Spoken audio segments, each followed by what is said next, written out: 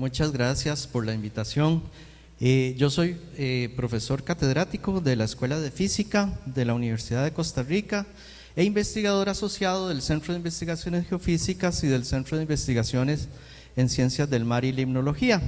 Y este es un trabajo que hicimos con Jorge Cortés hace un par de años para entender o tratar de entender un poco por qué es que a veces el agua está muy fría aquí en Bahía Salinas, o a veces el agua más bien está muy cálido. Entonces, tratar de entender cuál era la parte física, el forzamiento que provocaba que se dieran esos eventos. Este trabajo ya salió publicado, salió publicado en la revista de Biología Tropical y está relacionado con varios proyectos de investigación y acción social que hemos venido desarrollando o relacionados con esta región. Y para hacer un poco de propaganda, también está relacionado con una actividad de ciencia ciudadana que también fue publicado usando datos de buceo para hacer algo muy similar en el Golfo de Papagayo, y que afuera donde están los pósters está el resumen de esa publicación, por si quieren tener el resumen de la publicación y después consultarla más en detalle. Básicamente de lo que les voy a hablar, de más o menos del área de estudio, los datos, la metodología, algunos resultados y cuáles, digamos, un resumen de las conclusiones principales que tenemos. Básicamente usamos sensores de temperatura subsuperficial del mar, ubicados en estos puntitos azules en Bahía Salinas, en distintos puntos de Bahía Salinas. Esto desde el 2003 hasta el 2017, y también porque ya hemos visto en varios trabajos que hemos venido desarrollando desde el 2012, también con Jorge, Chepe, Cindy y otros investigadores, que mucho de estos eventos lo podemos explicar por el viento.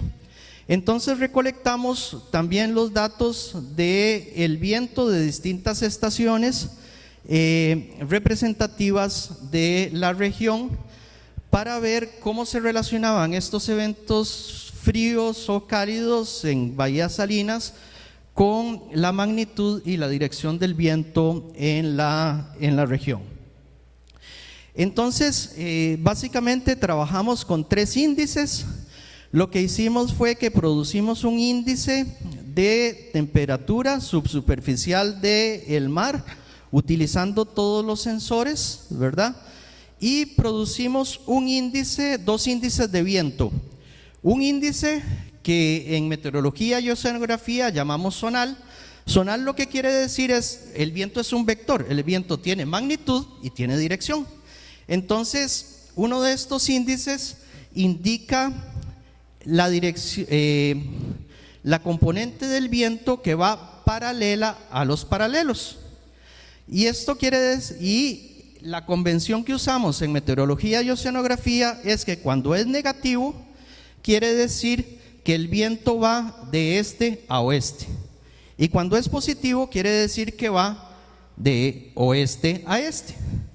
Y la otra componente es la que es paralela a los meridianos, esa le llamamos meridional. Cuando es negativa quiere decir que el viento va de norte a sur, y si es positiva quiere decir que el viento va de sur a norte. ¿Ok? Entonces, una vez que teníamos todos estos datos, empezamos a ver algunos aspectos. Lo primero era entender cómo varía la temperatura subsuperficial del mar en Bahía Salinas. Y esto en el eje X son los meses y en el eje Y es el promedio de la temperatura subsuperficial del mar que estábamos viendo. Vemos que durante la época seca es cuando se producen los valores más bajos de la temperatura subsuperficial del mar, normalmente. O sea, nosotros nos adaptamos a la región donde vivimos. O sea, nosotros naturalmente sabemos que en esta época del año las temperaturas bajan en esta región. ¿Ok? Y más bien son más altas entre mayo y octubre, ¿ok? El promedio de la temperatura a lo largo del año es de 25.2 grados centígrados, ¿verdad? Y vean que puede bajar hasta valores de 21 grados centígrados en febrero y marzo, y las más altas se registraron durante la época de lluvias y pueden llegar a los 27 grados centígrados, ¿verdad? Esto en promedio. Esto no, pero nosotros sabemos que el clima varía, ¿ok? Entonces, en este estudio lo que nos interesaba más bien era la variabilidad. ¿Qué quiere decir esto? Aquellos eventos que tal vez posiblemente eran más fríos de lo que normalmente nosotros esperaríamos encontrar, y aquellos eventos que más bien eran más cálidos de lo que normalmente nosotros podríamos encontrar en esta región, ¿ok? Y entonces empezamos también a estudiar el viento. ¿Cuál es el ciclo del viento? Nosotros sabemos que durante la época seca, estos valores rojos quiere decir que el viento era más fuerte. Esto fue en la estación del aeropuerto Daniel Oduber en Liberia. Vimos que, por ejemplo, el viento es mucho más fuerte, ¿verdad? Durante los meses de la época seca, y el viento se debilita durante la época lluviosa. Y en términos de dirección, principalmente cuando el viento es más fuerte, quiere decir que el viento viene del noreste, o sea, que va hacia el suroeste, ¿verdad? Que es lo que coloquialmente a veces nosotros decimos que rompieron los nortes, ¿ok? Eso, y más bien se debilita, y algunas veces, ¿verdad? En algunos eventos específicos, la dirección más bien del viento es del suroeste y va hacia el noreste, ¿ok? Y eso sucede principalmente durante la época lluviosa, ¿ok?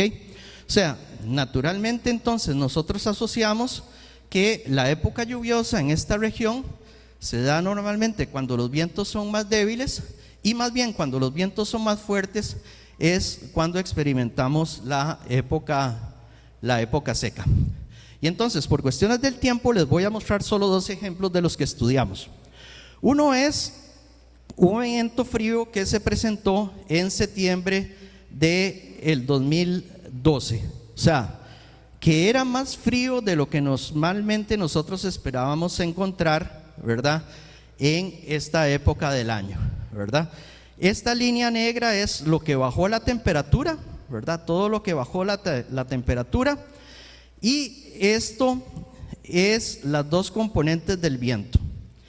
Interesantemente, ¿verdad?, la temperatura baja bastante en esta región, y es porque este viento que viene del noreste, que es lo que nosotros en la región conocemos como vientos alisios y que está presente en América Central todo el año, estuvo más fuerte de lo que normalmente podríamos esperar para ese septiembre. Y entonces esto provocó, ¿verdad?, que estuviera relacionado con un descenso de la temperatura. Y podemos usar las fuentes documentales de una actividad que hace el Instituto Meteorológico Nacional regularmente, que es los boletines meteorológicos. Ellos ahí hacen un resumen mes a mes de todo lo que sucedió en la región, ¿ok? Entonces, por así decir, estos boletines son como la memoria meteorológica nuestra, ¿ok? Entonces, podemos cruzar esta información con lo que estaba sucediendo en esta parte, y básicamente fue con un reforzamiento de un evento que sucede en el Caribe, pero que cruza hacia el Pacífico, que es una corriente en chorro de bajo nivel que tenemos nosotros, que es una carretera, digamos, de viento de más o menos 500 kilómetros que cruza Centroamérica desde el Caribe hacia el Pacífico. A veces esto es más fuerte, a veces esto es más débil, ¿verdad? Y entonces podemos ver cuáles fueron las causas físicas por qué eso sucede, ¿ok? El otro que les quería mostrar es un evento cálido, ¿ok? Sucedió en marzo del 2010. ¿Qué quiere decir esto? Que las temperaturas en marzo estuvieron más calientes de lo que normalmente nosotros podemos encontrar. Y nuevamente esto se pudo asociar de cierta manera a las temperaturas del mar entre lo que estaba pasando en el Pacífico y lo que estaba sucediendo en el Atlántico. Y ya para ir concluyendo, ¿verdad?, de lo que vimos, de lo que sucede en la región, en 4 de los 5 eventos estudiados se observaron anomalías de los vientos del noreste del Pacífico norte costarricense asociadas a refuerzos de los vientos alisios. Esto sucede en los eventos fríos. La mayoría de los eventos fríos suceden porque el viento alisio está más fuerte de lo que normalmente uno espera encontrar. ¿Ok? Ahora, durante los eventos cálidos más bien teníamos anomalías del oeste. ¿Qué quiere decir esto? Que el viento alisio más bien estaba más débil de lo que normalmente uno espera encontrar para esa época del año. Y todos los eventos cálidos sucedieron con debilitamientos del viento oeste. Entonces, el principal forzante climático en Bahía Salinas es la alta subtropical del Atlántico Norte. Es una zona que está en el Atlántico Norte y que en la parte sur están los vientos alisios. ¿Ok? O sea, quiere decir que los vientos alisios, si están más fuertes o más débiles, son los responsables de estas condiciones un poco anómalas en esta región.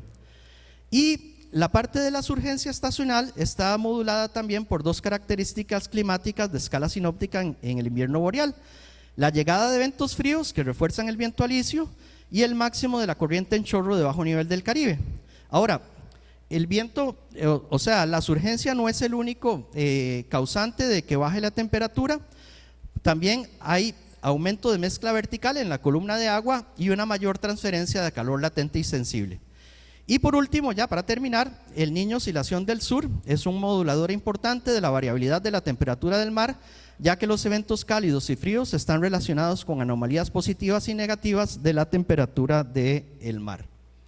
Entonces, muchas gracias, ¿verdad? Esto es parte de algunas iniciativas que hemos tenido también en la región.